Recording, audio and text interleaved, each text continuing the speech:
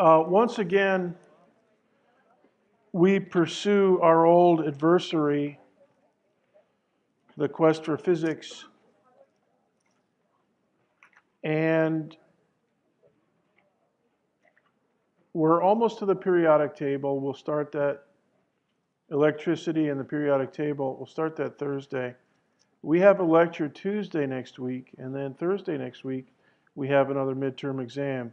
We're getting down to it. And boy, I told you last time how very happy I was to have observed all the work that you guys have put in. And I've really pushed you hard, and you've learned a lot. I'm very happy about it. And now I'll just add, boy, it's gone fast. It's been fun, though. And I always enjoy class with you guys. So, couple things I want to mention to you in terms of basic housekeeping. We have some additions to the grades page. You may have noticed it. There were some problems with the iClicker software, apparently, and I'll talk to you about that in a minute. Those of you that had a few bloopers and delays from exam 2, Ray Ordonez, are you around? Yeah. I put your stuff up today, so yeah, it's looking pretty sweet. A bunch of you guys that had bloopers, you're up to date. Now, on the important stuff I want to go over with you is the participation data. So take notes. And as I mentioned, there was a bug in the software that I didn't know about, and I only found out about last Friday. I asked them about it a couple times, and they finally figured out that there's a bug in the software where people were actually in class, and in the raw data file, they didn't have any answers, but they still got a 0 in place. Now, what you guys don't know, but what I'll tell you right now is that if you're not actually here with your clicker and you don't turn it on, therefore, you don't have any data in the raw data file. There's just your name on the left side of the spreadsheet, your clicker number, and then that's it. There's no numbers for your answers or anything. So if you're not here, you shouldn't get a 0. You should just have blank space. Now, students were obviously present, but they told me after class, hey, Dr. B, you have me down as a 0, but I was actually here and I responded to that question in class, and it happened not every lecture, but several lectures. And so I decided to look into it. And they, as I mentioned, the iClicker company had a bug in their software, and they said, look, update your software to the latest version, which I did, and that fixed the scores. Now, I'm not going to go back through every single lecture and change your L5 answers, your L5 correct, L6 answers, L6 correct. I'm not going to go back and do that. But what I am going to do, or what I have already done, is rebuild your total answers and your total correct. Now that's on the grades page, so make a note. The rebuild, there's two new lines in your grades page down towards the bottom. Here they are. And I'm really sorry about this display over here. You guys on the right side of the room. You know what? I don't want you to move now, but Thursday, I'm going to move everybody over to this side of the room, the middle in this section. And we're going to depopulate that one until this thing gets fixed.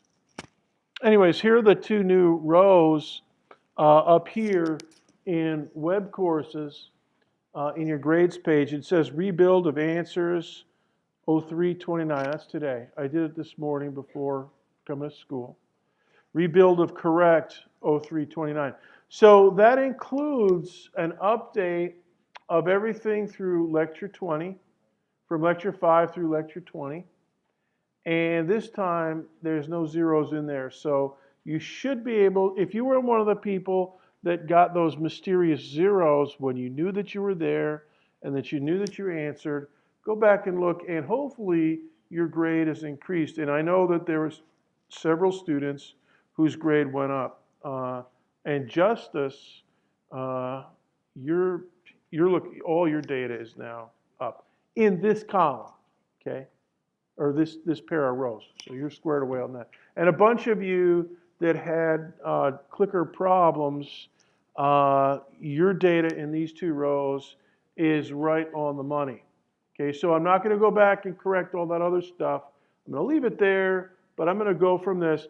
And now we have about another month of clicking, so we'll still be doing, like today, we'll be doing L21 answers, L21 correct, and we'll go from here. But this is the update, and I'll be adding to these numbers as we go.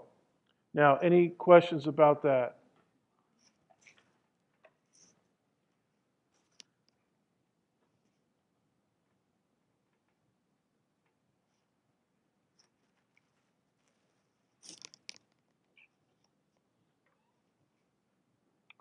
Okay, so what that means is that nobody better send me messages in web courses about it. But if you do, it's all right, I'll answer.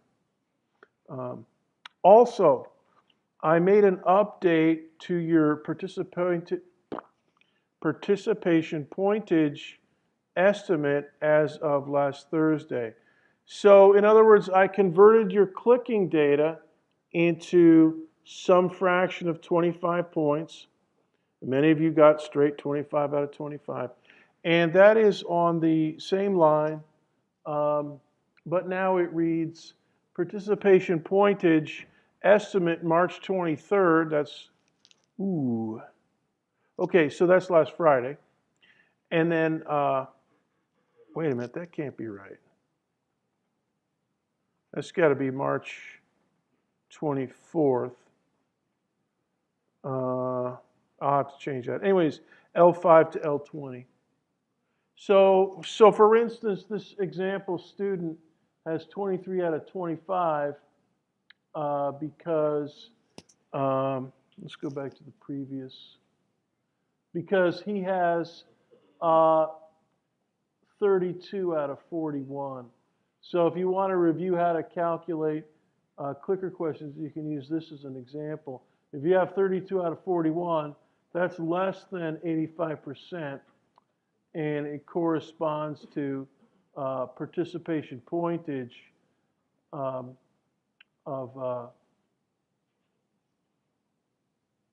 23 out of 25.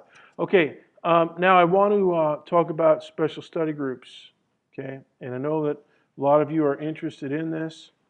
Some of you because you want to be special study group leaders, and some of you because you want to participate in special study groups and thereby earn 4 bonus points and hopefully perform a little bit better on exam 3 than you would otherwise have performed.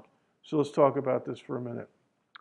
The SSG, the leader invitations are out, and I want you, if you know that you're expecting one or that you should be expecting one, take a look at your messages, your inbox in web courses, and I've explained what to do, how to respond to that, yay or nay, but I want you to do that as quickly as you can so that I can get the sign-up pages set up and that the students, 6 per group, who want to participate and get those bonus points and study with you can get, mentally organized before the sign-up sheets come out. So hopefully you guys that have gotten the invitations, you'll send me your information, you'll bring your printouts and sign them on paper and bring them on Thursday or office hours tomorrow. That's perfectly fine. And then we'll get sign-ups rolling this weekend. Okay, and I want to talk about how the sign-ups go. Then this is important for those of you that are not special study group leaders but want to participate in special study groups. Normally, what I do is the first group to get a shot at joining one of the special study groups, is the students that have a grade that's lower than C on exams. Now, you may have a good grade in participation and a good grade in homework, but on exams, if you're below 60 out of 100, then you're going to be in the first. I'm going to set it up so that you can. That was pretty interesting. Are you excited, or is it just the extra pollen, or okay? Well, that's wow. Good. Just spontaneous joy. Anyway, now where was I? All right, so the first group, you're gonna have first shot. So usually I make it 2 or 3 hours. I think I'll make it 4 hours. If I open it up Saturday night or Friday night, you'll have the first hours Friday night or Saturday night or Sunday night. Whenever I open it up, you'll have the first 4 hours, and then after that, everybody else can slide in there and grab a spot. Now,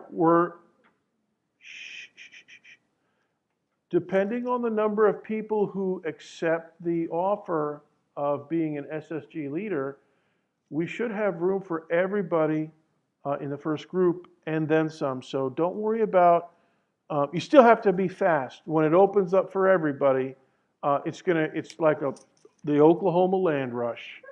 You're going to be, if you're 1 minute late, you might not get a shot. Okay, so you have to be, really on your toes, but you'll likely have a good shot at getting a spot. Okay. So one admonition or one instruction I want to emphasize: do not join a special study group unless you absolutely, positively can attend. If it says Wednesday night at 7 p.m., meet at the Flame statue in the library, we're going to use the study room, and you have class at that time on Wednesday night, don't sign up for it. Somebody else can use that time to study, and hopefully you'll be able to eyeball the schedule ahead of time and kind of map out your strategy of the best 3 groups to sign up for. But don't sign up and take a spot unless you absolutely, positively can make it. And I'll tell you what, I don't like it. We'll be taking attendance, and if I see you taking a spot and not attending, I'm not going to be happy about that. You're going to be on my bad list for 40 days and 40 nights. So, anyways, all you got to do is think about what you're doing, and you'll be all right. Right? And I'll just, for those of you that want to get special study group, and yet for whatever reason you can't get to it in time, and everybody's gotten in there, I'll just give you this consolation. You can still have your own study group with friends and crush the exam. And the second round of special study groups, completely separate. You'll do it all again. And hopefully your schedule in finals week will permit you to sign up before the entire Oklahoma land rush overwhelms the sign-up pages. Okay, nothing's guaranteed, and I wish we could, but there should be a decent chance if you're not too late. Now, I want you to take out your iClicker. We have a special attendance method today. We're actually going to ask a regular question. We have some calculations to do a little bit later in class.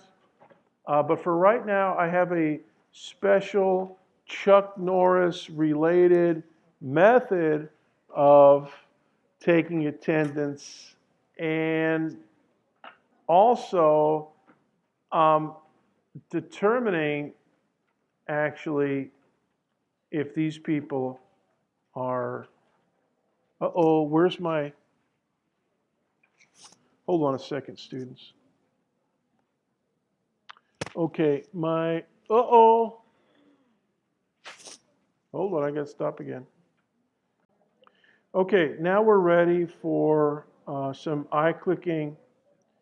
And I have a pretty basic question for you. Hopefully, you'll be able to figure this one out. Is your name on this list?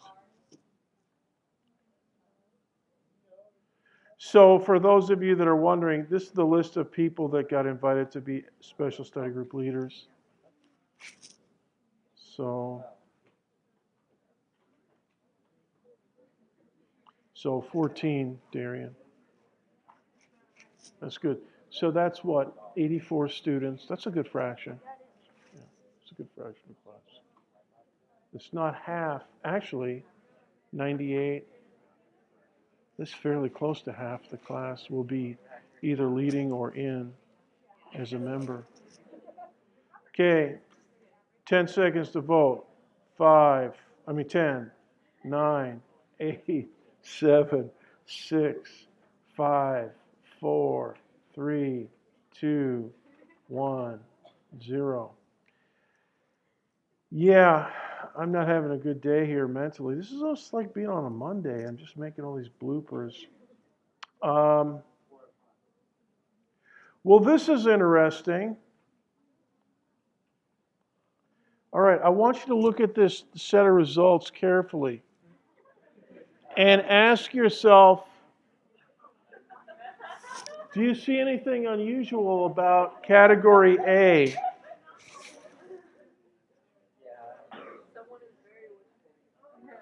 Somebody has put themselves in the yes category. And see, I can figure out who it is. Tell us no, it's top secret information. I could tell you, but I would then have to hire Chuck Norris to, oh, no, straighten you out. So we don't want that. Anyways, hopefully everybody,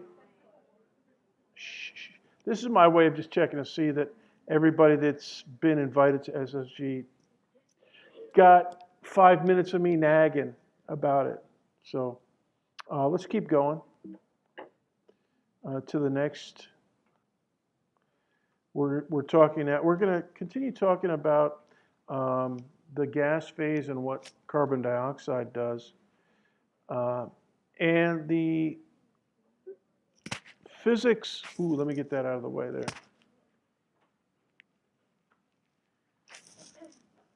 Okay.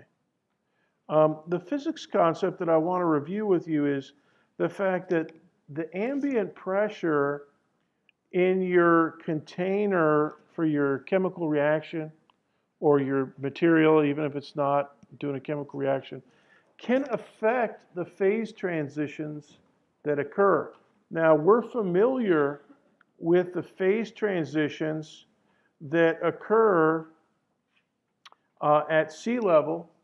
Here in Florida, we're basically at sea level, most weather. And at sea level, dry ice like this will go directly to a gas. That's what we call it, dry ice. We won't really say that it melts, William, but what we will say is that it sublimes or sublimates directly to a gas. And that's what I want to talk about for a few minutes. Now, that's where we stopped last time. I want to give you some specs on pressure, what it means, just basic stuff for understanding air pressure. In the English system, the pressure of a gas is usually rated in pounds per square inch. And that means how much pressure, how much force per square inch is being exerted on the walls of your scuba tank, for instance, or whatever container, your tires on your car, 32 psi, and that's actually the difference between the atmospheric pressure and the internal pressure of the tire, 32 psi. Scuba tanks at about 3,000 psi, fully loaded. In the metric system, we use a slightly different unit. It's called the Pascal, and it's defined as 1 Newton per square meter. Right? So a Newton per square meter is a lot more gentle of a 1 Newton per square meter is a lot more gentle than 1 pound per square inch. Okay, because a Newton is the weight force of about 1/10 of a kilogram, so that's about 1/4 pound, and it's spread out over a Newton spread out over a full square meter, so that's like the front of this desk up here in the front of the classroom. That's maybe a little bit smaller than a square meter, but a 1/4 pound, the weight of a 1/4 pounder with cheese spread over the a 1 square meter, that's 1 Newton. 1 psi is 4 1/4 pounders with cheese, constant, bearing down on a square inch, which is, like maybe take both of your thumbs and put them together, and that's about a square inch. Okay, so a Newton is a lot smaller unit. So atmospheric pressure, it's about 15 psi in the English system, but in the metric system, it's about 100,000 Pascal. A bar is defined as 100,000 Pascal, and that's BAR as in barometric. It's from the Greek root word for weight. On the Weather Channel, they either talk about atmospheres, and actually scuba divers talk about atmospheres as well. And then they also talk about millibars. Now, the official pressure at sea level on a fair day has been defined to be 1,013.25 millibars. So if you go down to Cocoa Beach and it's a nice sunny day, like a beautiful sunny day like we had a couple weeks ago, not this hot, sweaty stuff, we had the last couple days. The millibars are going to be about 1,013.25. And this is what you hear on the Weather Channel. When they're talking about, for instance, Hurricane Patricia or any other hurricane, they'll say, well, it's down to 880 millibars. Okay, and that's just a slight dip between 1,000 and 13. It's not a very big dip, but it has a catastrophic effect on the weather. So they always quote that, the eye of the storm is 880 or whatever it happens to be. Another way of talking about the weather, the air pressure, normal air pressure at sea level, 1,000 or 101,325 pascals. So these are all in the metric system. So they're all multiples of each other. Here it is in English, 14.695, rounded off to 15 psi. And another thing that you see, I guess this is English system, 29.92 inches of mercury. And so a hurricane might be, dipped down to, 27 inches of mercury down in there. I remember hearing that when I was a kid. But now, the Weather Channel, they talk about millibars and stuff like that. That's cool. Anyways, pressure is rated in a unit of force per unit of area on the surface that's getting the pressure. So a can of Pepsi, here, if you've ever done this, take a can of warm soda and shake it up and then give it to your buddy. And here you go, you're thirsty, here you go. And it just goes all over them. It's because the pressure inside is a lot more than 15 psi. And that means when it's exposed to 15 psi, the atmospheric pressure keeping it in the can is less than the gas pressure from you shaking it up. So it leaves the can and goes all over his face or whatever.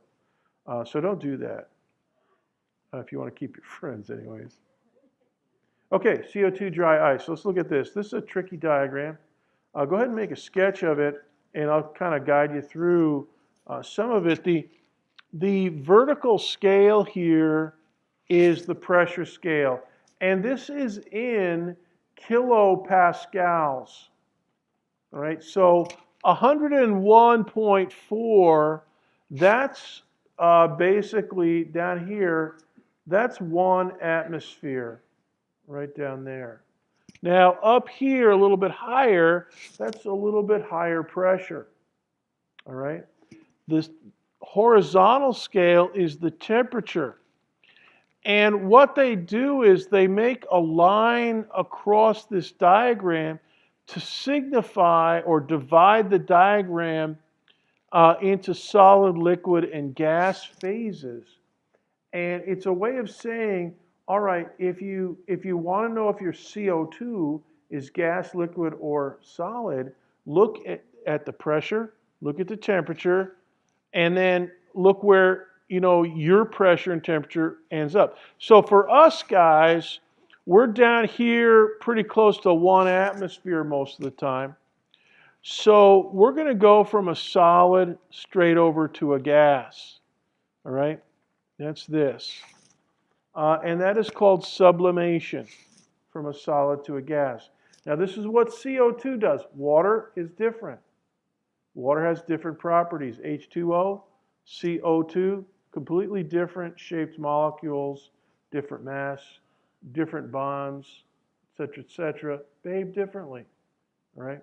But CO2, so if you look at this, CO2, room temperature is going to be somewhere, or human habitation temperature, 194. This would be pretty cold for humans right here, 194 Kelvin.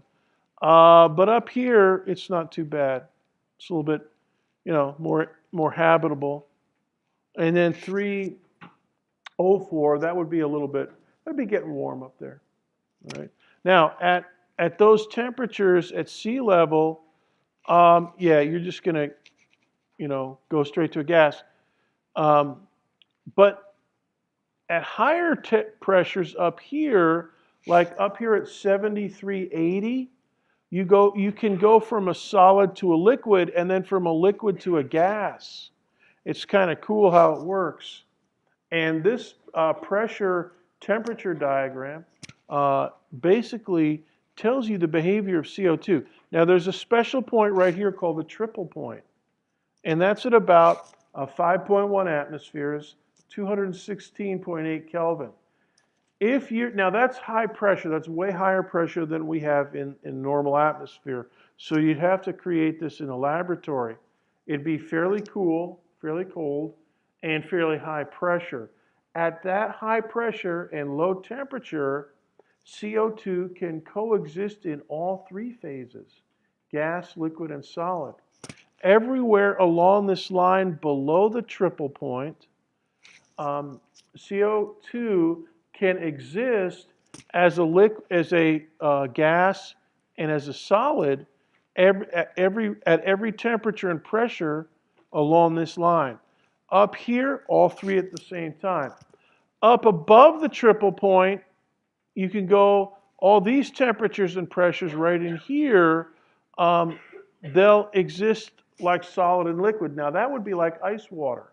Ice water at 273 Kelvin, sea level, normal atmospheric pressure, they love to be together at 273 Kelvin. If you're in a thermos, they'll stay that till the cows come home. Liquid water at 273, solid water at 273, no problema. That's like this region up here. But for CO2, you got to go way up here in the pressure regime. Now over here on this line between the liquid and the gas, this is also like water. Normal conditions, normal atmospheric pressure, water goes from a liquid to a gas. We call that boiling. All right. So here's the normal melting. Go ahead and write an arrow here. This is where CO2 would not be called dry ice, because if it heats up, it goes to a liquid. But it's a very high pressure, so we normally don't see that. All we usually see is stuff down here below the triple point. Sava.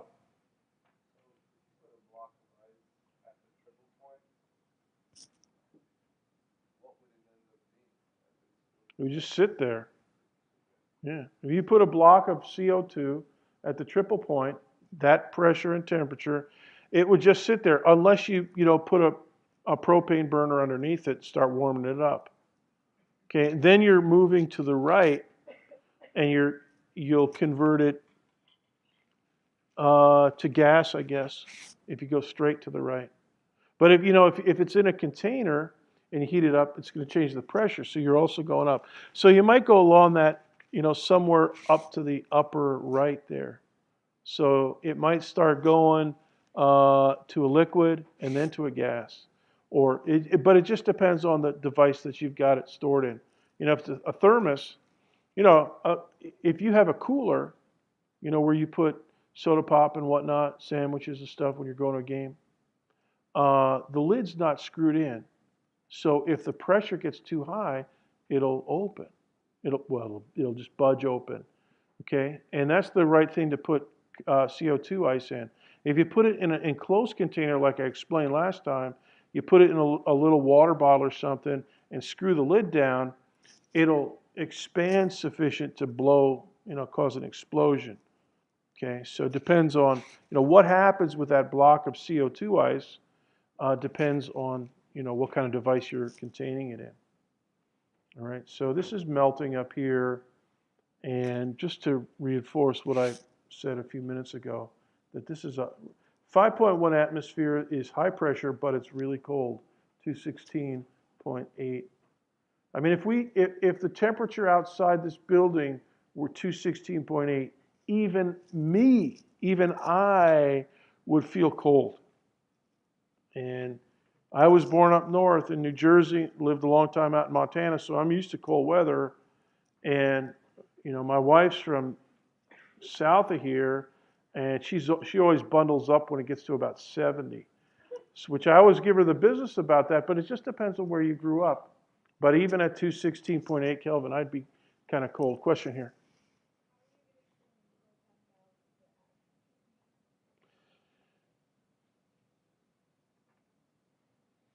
By knowing that an atmosphere is 1.013 or 1013.25 millibars,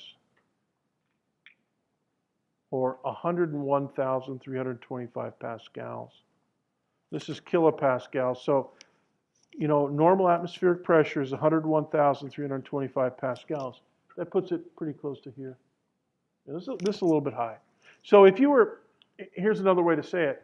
If you were to go to Denver, the air pressure up there would be a little bit lower because, you're up at higher altitude. So there's not as much atmosphere above you as there is here. Okay, 101.4 would actually be submerged in the ocean a few inches, because that's a little bit. 101.4 is a little bit higher than a true atmosphere would be 101.325. So this was a little bit above that.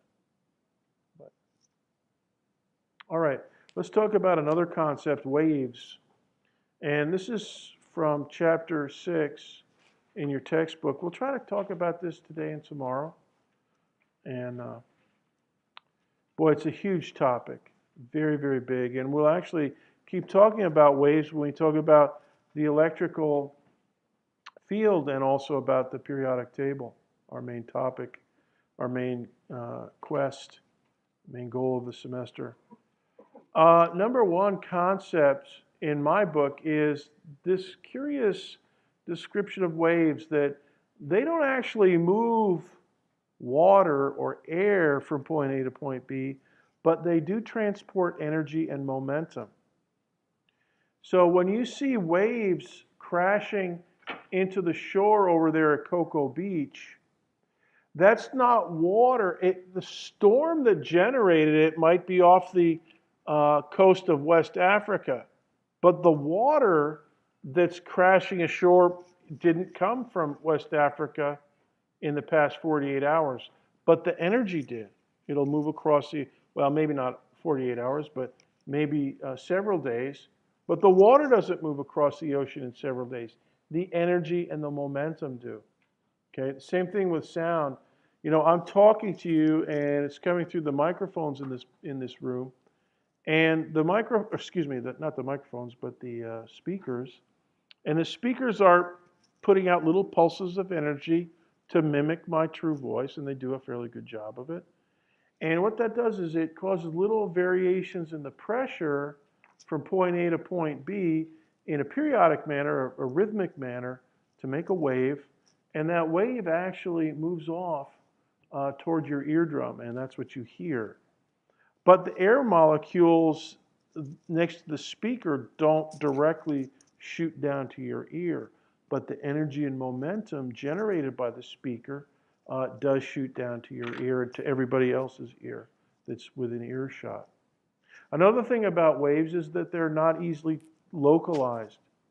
Usually, some waves are, but they're pretty exotic. And so for this reason, you know, if you look at this picture, you know, where's the wave? Well, it's, you know, the crest of the wave is arranged in a circle. It's not at a specific point. It has a center, you know, where the droplet or whatever it was that fell through the water that generated that wave. But, you know, it doesn't really have a specific location. A particle, you know, like a baseball, we can think of a baseball as a particle. And Gabby, a baseball would have a center of mass at a particular location. You know, if you throw a wrench, you know, it has a center of mass, and you can tell the center of mass by where it balances. Okay, but waves, it's not as easy, and so it's very much the case that a wave will behave way differently than a Newtonian particle. Now, Newton was thinking about particle, particle, particle. He boiled down his laws of motion to explain hypothetical point masses, a particle that has a location but no extension. And then he extended that basic theory to other things that had extension. But the Newtonian particle is, even under the extensions that Newton developed, they behave way differently than a particle, or excuse me, than a wave. And that's extremely important for us. Nobody knows why that's really the case, but it is. Here's something that waves do, but particles never do, and that's diffraction. Did we do the diffraction gratings on the first day of class in lecture with the hydrogen? Okay. The hydrogen and stuff, that diffraction demonstration that we had in the first day of class, particles cannot do that. I mean, a particle can go through that diffraction grating, no problem, but it'll just go straight. It won't, you know, veer off the way diffraction does. And that's because waves generate wavelets at barriers and edges and so forth, openings. Now, I'm going to show you an overhead view of something called a wave tank. Waves in a wave tank. And if you look at this picture, this is a picture from a famous set of pictures of waves. This is looking at a tank of water. Above the tank of water is a bright light. The tank of water is very broad, but very shallow. It's filled with water to the depth of maybe half an inch or an inch. The bottom of the tank is clear glass, and it's supported above a tabletop or some other surface, and on the tabletop is a bright or a very light-colored paper or other covering. When you shine a light through the wave tank, the light penetrates and forms a light-colored bar. See these horizontal light-colored bars at the bottom? Where the light penetrates best, the image is light-colored. So make a note of that. Where the light penetrates best, the image is light-colored. It is water. It's fairly shallow. And for that reason, you can say that wherever the image is light-colored, the water is shallow. Okay, it's a wave. And just like waves in the ocean, you know, the bottom of the trough of a wave, the ocean's just a little bit more shallow there. But then at the top of the wave, the ocean's a little bit deeper, if you're looking from top to bottom. And so in this image where you see dark gray bars horizontal up here, or down here at the bottom, that means the water is deeper there. Question?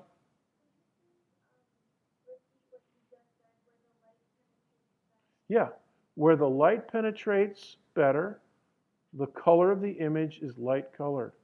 Where the light penetrates less well, the image is darker gray. Okay, so the dark gray is here where my cursor is. Okay, and down there at the bottom of the image, there's a bunch of parallel, bright, dark, bright, going up. Those are bright, shallow, dark, deep. Bright, shallow, dark, deep. Those are waves. And this is a wave, what we call a wave tank. It's a way to image water waves and what waves do in water. Okay, by looking at these, you can study and figure out and think about what waves do that are waves of light are doing, sound waves and everything else. So it's a nice demonstration. Now, this really dark set of bars here left, and then this one on the right, there's no light going through there. So that's a barrier, right? So that's black. It's not gray. It's not darkish gray. It's black. And that's a barrier. But right here is an opening in the barrier. And at that opening are formed wavelets in the opening, right because of the edge effects there. At the opening, wavelets are formed, and it's as if there's a source of waves right here in the gap, right in the opening of the barrier, and that the waves now go out in a circular manner, like a bunch of little teeny stones being dropped in a pond. If you take a stone, you drop it in the pond, the waves go out in a circular manner. All right. Now think about little stone here, little stone here, little stone here, little stone here, and those are what we call wavelets. Now it's not really little stones, but what waves do is they reform themselves as wavelets, and then they propagate from there. And when you propagate from there, you get these very different diffraction patterns here above the opening or past the opening. Right? So right down here in the middle, this is where the waves are strongest. You can see the brights and the darks very clearly. Now if you look over here about 30 degrees off to the left, you can see a fairly strong set of waves going here. But in between, see right here where it's just kind of dull gray, there's no brights and darks? That's flat water.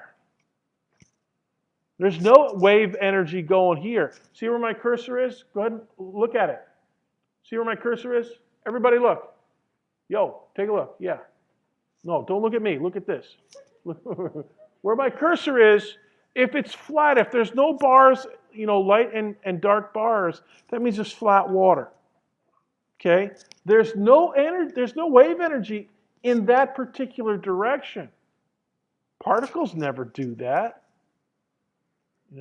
So this whole thing of waves and particles, it's kind of mysterious. You've all heard of the Hatfields and the McCoys. That's what waves and particles are like. They just don't, So make a note. Waves and particles, they're like Hatfields and McCoys. Or you could say that it's like butter, and I can't believe it's not butter. And of course, the counterexample to that, I can't believe it's not butter, is Chuck Norris. Chuck Norris can believe it's not butter. It's one of the few Chuck Norris facts related to I can't believe it's not butter. But anyways, the point is that waves and particles, east is east and west is west, and there the twain shall meet. It's very much like that with waves and particles, we think. So one nice thing about waves is, however, that they have a very simple equation. V equals lambda f. Now we're going to go through what that means in the next slide. Simple wave equation, V equals lambda f. The wavelength is lambda. That's a Greek letter lambda, lowercase. And that's the spatial distance between, for instance, the top of the first wave and the top of the previous wave. Right? So top to top, crest to crest. Or you could think of it as the bottom of the first trough to the bottom of the next trough coming in right here. So bottom to bottom, trough to trough. Or corresponding point to corresponding point. You know, you could go, all right, I'll go from the equilibrium, and actually go ahead and draw a dashed line right through the middle at this level. Right through the middle of this wave. That's the equilibrium level. And a wave deviates above and below the equilibrium state in a periodic manner. Anyways, from equilibrium on the downhill to equilibrium on the downhill. That's over here. That's one wavelength too. So you can do any pair of corresponding points. Usually crest to crest, trough to trough is sufficient. The period, that's the temporal distance or the temporal interval between waves. So if you have a stopwatch and you start it when this wave crest on the right passes you by, and then this next one comes 2 seconds later, and you click your stopwatch, Courtney, and it reads 2.0 seconds, well then that tells you that your period is 2.0 seconds. Okay, and that's capital T. And that's the traditional symbol for it. The frequency of a wave is the inverse of the period. So if you know that if the period is 2.0 seconds, then the frequency would be 1/2 of a wave per second. And that's what wave is, what wave frequency is. All right, now let me pause for questions before we continue. I want to make sure all this is copacetic.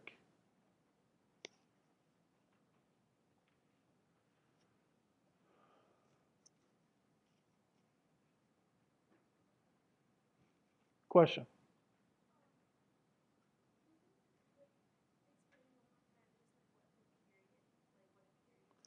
Yeah, the period is the amount of time it takes for one wave to pass you and for the next wave to hit you.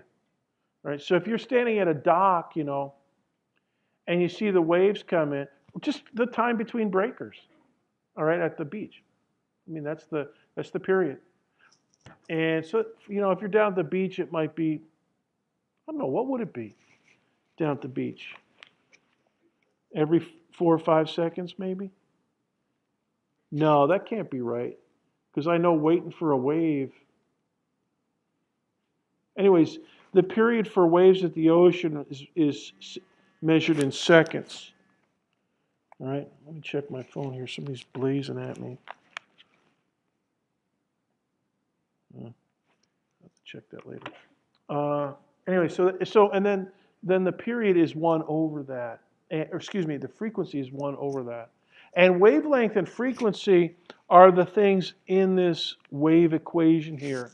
The speed of propagation, V, is equal to lambda f. Right? Speed of propagation, V, for any wave. And there are certain circumstances where you have a much fancier wave equation. You know, like the plasma waves in the surface of the sun. You know, is a typical example.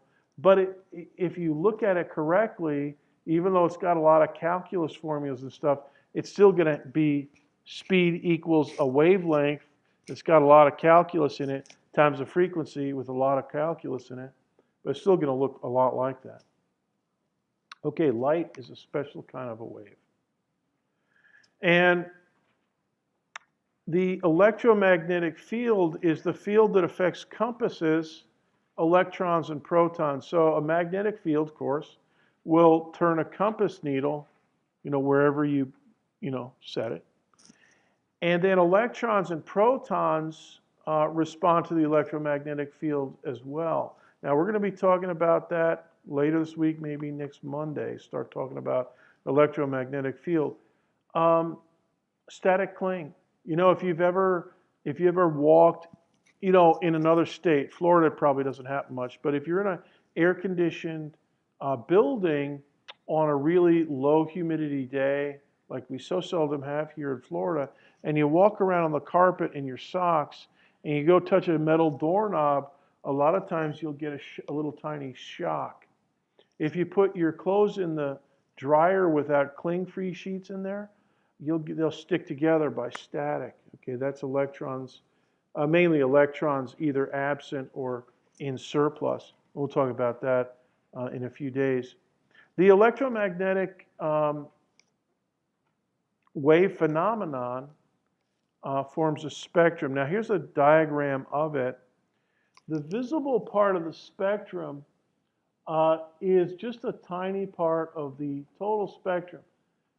Very short wavelength, gamma ray, a little bit longer wavelength are X-rays, and a little bit longer than that are ultraviolet. Then right here in the middle is visible light. This is the light that we see.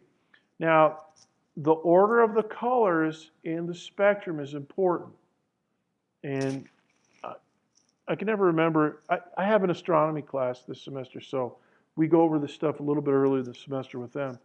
But the visible spectrum is divided up into a set of colors, and there's a good way to remember it by invoking the name of a very famous physicist named Roy G. Biv. R-O-Y, middle initial G, and then B-I-V was his last name. And he was kind of famous because the letters of his name form the exact sequence of colors in the spectrum. Okay, red, orange, yellow for Roy, G for green, and then B-I-V, blue, indigo, and violet. And so Roy G. Biv, that's a name that you can use to remember the order of the colors. Now this has got it in reverse order. So this is V for violet over here on the left, and then it goes through the other colors, and here's red over here. Now, larger wavelength than red is infrared, and then microwave, and then radio frequency. Okay? But if you have a short wavelength, you have a high frequency because the wave equation is the same. The speed of light is a constant. And we'll work on that in just a second.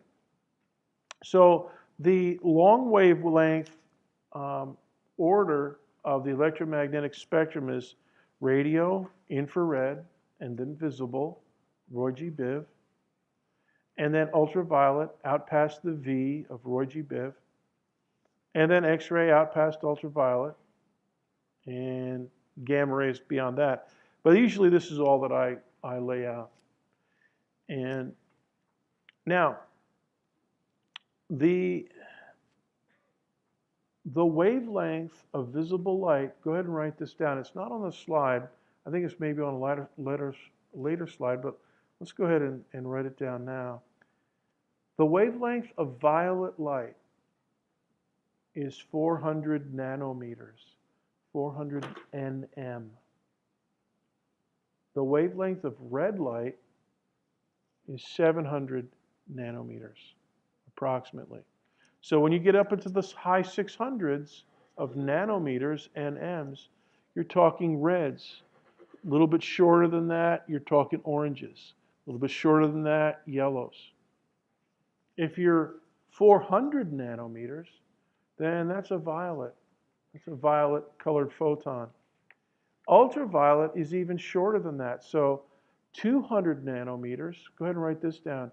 Ultraviolet, example, 200 nanometers. Infrared example, 1,000 nanometers. Okay? And so infrared would be slightly bigger than 700 nanometers, which is about the limit of human vision. So human vision is from 400 nanometers wavelength to 700 for most people. They say that some insects and deers can see a little bit deeper into the infrared than we can. I don't know how they figure that out, but apparently they can figure that out. Okay, question?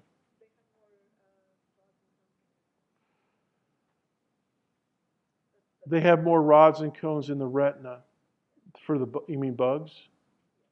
Yeah, those bugs, they bite you, and then they see everything on top of that. It's pretty annoying. You know, they have more rods and cones than you do. Yeah, I guess there's some reason that there's so many of them. Anyway, speed of light. Better write this down. C is the traditional symbol for it.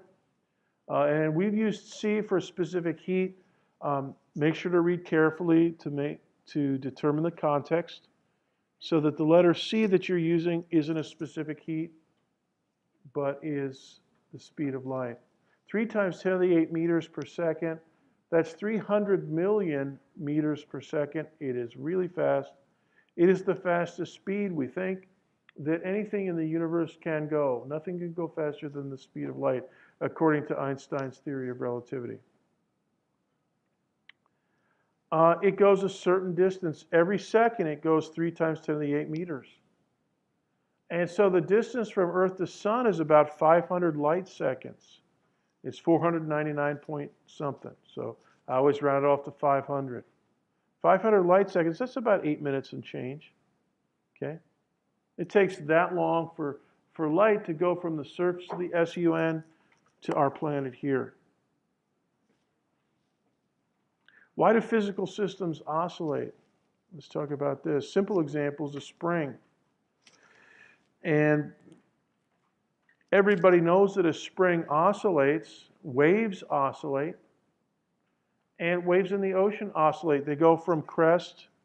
You know, if you're standing in place at the beach, you get a crest breaks over you, and then a trough passes you, then a crest, then a trough. They go past you, all right? And so they're oscillating between crest and trough, if you're standing in place. The force law of a spring is a very, very simple example of an oscillating system. The force law depends on the position of the spring from equilibrium. In other words, if you pull a spring, you take a spring and lay it on the table, it's just sitting there, it's at its equilibrium length. If you pull it outward, it's going to want to pull back in. If you squish it inward, it's going to want to push back out. Right? So if you squish it inward from equilibrium, you get outward pushback. If you pull it outward from equilibrium, you get inward pullback. So the idea of restoring force is part of the idea of the force law of a spring. In other words, the waves in the ocean have a restoring force. It's called gravity. It restores the crest of the wave back to sea level. If there's nothing else going, that wave will just go right back down to sea level, all right, until the wind whips up again. All right, so the idea of restoring force, a spring, if you pull it outward from equilibrium, it tries to restore back to equilibrium with an inward pull. If you squish it in from equilibrium, it tries to restore itself back to equilibrium with an outward push force. Okay, that's how springs work. Okay, and so as an example of that, let's just write down this. If you push it out to position X, which is right, and let's say that it's right of equilibrium, then the force from the spring is going to be leftward. And this picture here, this block down here, is to the right of equilibrium. And I've marked the equilibrium point right about here. It's kind of hard to see on the right side, but it's a little bit easier to see over here. Okay, so there's equilibrium, X subscript 0. And when your block, your object on the spring is there, there's no push or pull in either direction. But when you're out here at position X, a little bit to the right, yeah, you're going to get a little bit of leftward pullback force, okay, because you're away from equilibrium.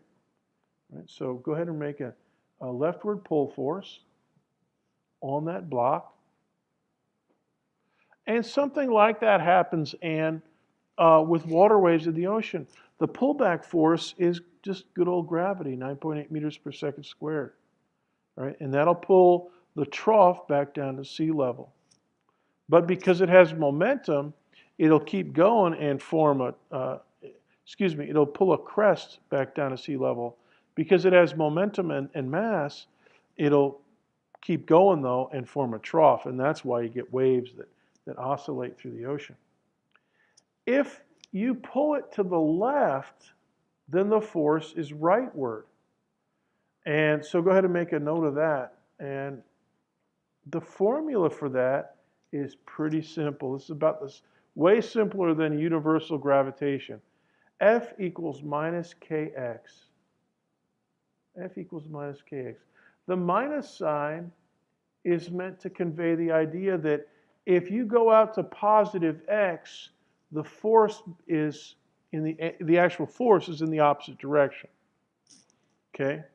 So this idea of restoring force requires a minus sign attached to the x. Now, the variable k, or the quantity k, is called the spring constant. Okay? And basically, the spring constant k tells you how stiff or loose the spring is.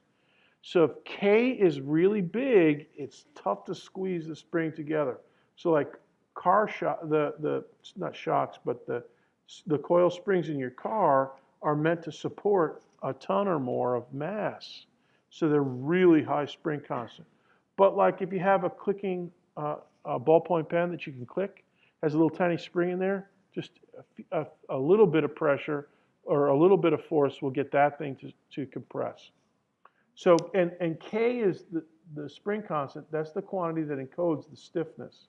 You know, so many newtons per so many newtons per meter. The potential energy, SPE, spring potential energy, is 1/2 kx squared. Now that is the result of a bunch of calculus. And raise your hand if you've had calculus before. I know a bunch of you probably have. Do you see an integral there? From kx to 1/2 kx squared? That's an antiderivative or an integral. We're not going to go into the calculus, but we will use that formula, 1/2 kx squared.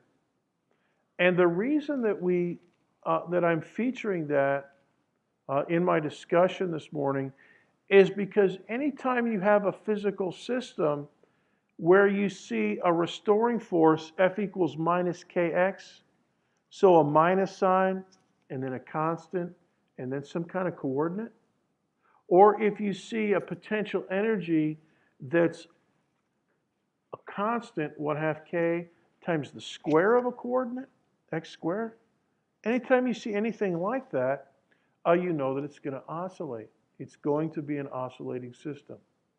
And so physicists are always alert to physical systems where they see a restoring force, minus kx, or a restoring potential, 1/2 kx squared.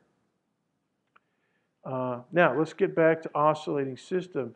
Here's a picture that we're going to go through, and young lady in the back, you were asking me about the period. Let's walk through a period, all right? One full cycle. The time for one full cycle is the period. So basically, in a spring system, you have 4 journeys from equilibrium to equilibrium. All right, so we're going to start with this upper image here, image A, capital A, and that is when the object, that square block, is at equilibrium. All right, so the first part of its cycle, it moves outward. So you give it a shove and it moves outward, okay, a certain distance. And the kinetic energy you give it to start is eventually going to be absorbed by the spring. You're down to zero kinetic and maximum potential, somewhere out here to the right. And that's this point right here. So that's the stopping point. Let's just stay. And you give it just enough kinetic energy, Courtney, to get out to this distance right here, okay, in figure B. All right? All right? Now, it stops for just an instant, and then it starts coming back. It's a restoring force. When you're out there to the right, you have a leftward force acting, right? So the entire time it's heading to the right, it's slowing down. When it gets out to maximum extension, it stops, but then it starts speeding up back to the left because it still has a force on it. So this leg here, from maximum extension back to equilibrium, it's speeding up. The force is leftward here, Brittany, and the velocity is leftward.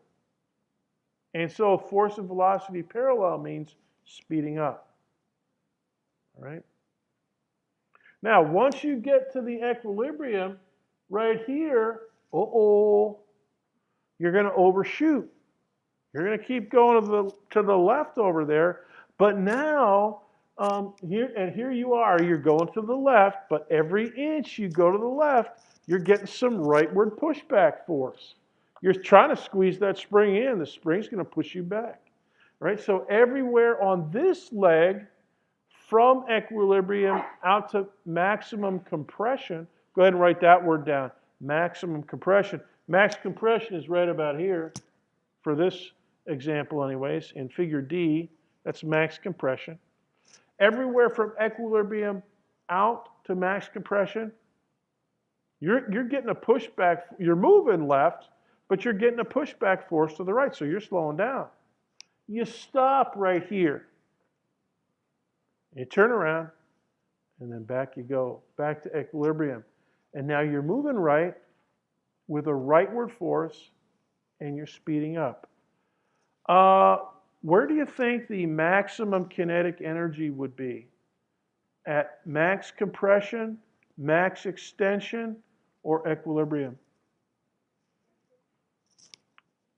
Maximum kinetic energy. In other words, where's it going fastest? C? No, not one of these. Answer me in terms of max compression, let me do it this way. Max compression over here on the left, max extension on the right, or right in the middle at equilibrium. What do you think, Megan? I want an answer. Who's got a guess? Max kinetic energy. Where's it going fastest? Max compression, max extension, or in the middle at, what do you think, Brittany? Equilibrium.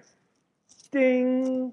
So make a note. Max kinetic energy at equilibrium. 1/2 kx squared at equilibrium is 0.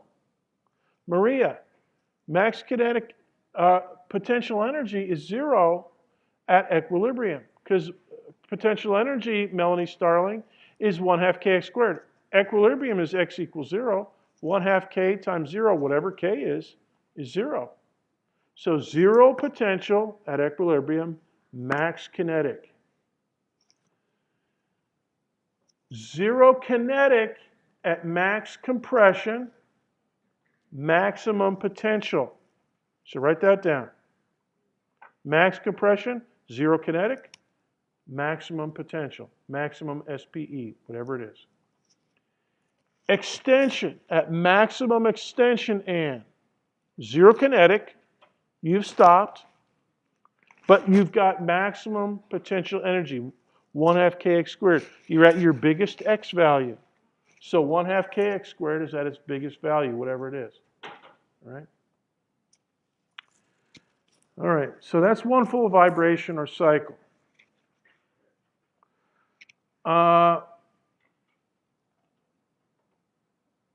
For reasons of lazy mathematicians and scientists, trig and calculus persuade us to use the amplitude of a wave as defined by arrows of these sizes.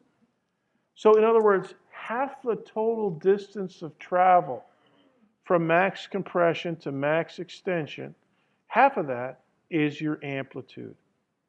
And as I say, the reason we use that for the definition of amplitude is simply because the trig and the calculus are a lot easier if you define that to be the amplitude of the wave. So if you look at a wave top, or if you look at a wave out in the ocean, here's sea level here, okay, column C right there, and here's your amplitude, all right, from sea level up to the peak of your wave, or from sea level down to the bottom of the trough. And if you've ever been out at sea in a boat when the waves are really big and you look down into that trough from the gunnel of your boat, oh man, it looks a long way down if the waves are big. So that's amplitude. Now here's a cool fact. It's something that Einstein didn't figure it out, but I bet he rejoiced when he learned it. Electromagnetic energy, the field energy, is actually proportional to the amplitude squared of the electric field or the magnetic field. And that means that the electromagnetic field is an oscillating system.